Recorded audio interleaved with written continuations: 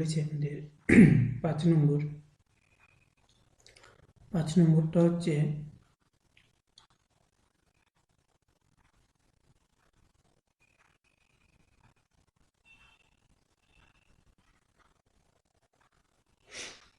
বার্ষিক 5.25% সরল সুদের হারে শোভাদেবী একটি ব্যাংকে কিছু টাকা জমা রাখেন।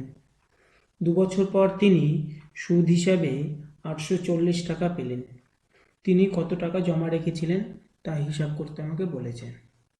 তাহলে এখানে কি বলেছে, তাহলে আমাদের আসল কত আছে, আসল পি, যেটা আমরা জানি না, যেটা আমরা পি ধরে নিলাম, পি টাকা, তাই তো। আসলটা আমাদের বের করতে বলেছে, সুদের হারটা বলে দিয়েছে,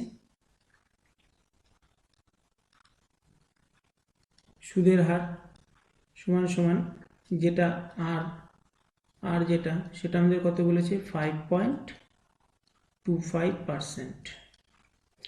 সময়টা কত বলেছে, সময়টা আমাদের বলেছে 2 বছর। তাহলে সুদ আয়টা বলে দিয়েছে কত হচ্ছে 840 টাকা। তাহলে আমাদের পিটা আমাদেরকে বের করতে বলেছে।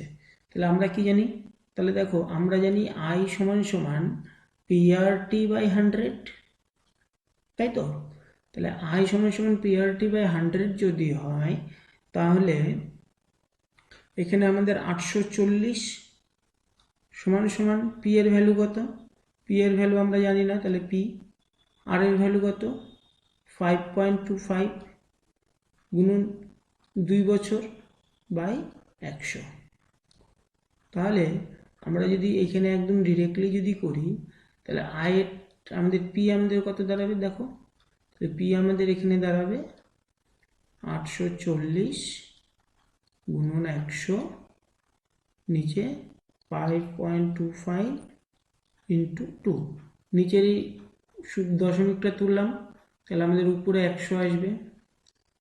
525কে কাটলে পরে 105, 5 দিয়ে কাটলাম, এখানে 5 দিয়ে কাটলে আমাদের আসবে হচ্ছে 20, 2 দিয়ে কাটলে 10, আচ্ছা আবার 5 দিয়ে কাটলে 2, 5 দিয়ে কাটলে 5 2 10, 5 1 21। তাহলে দেখো এই 84কে 21 দিয়ে কাটলে 4, তাহলে 40। তাহলে আমাদের পি এর ভ্যালু কত দাঁড়াচ্ছে দেখো, তাহলে 40 গুণন 100 গুণন 2, তার মানে পি এর ভ্যালু হচ্ছে 8000 টাকা।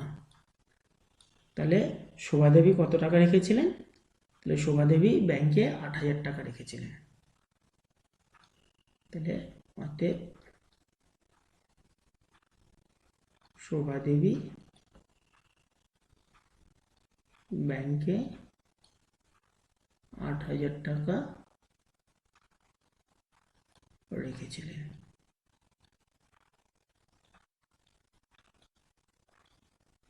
ঠিক আছে।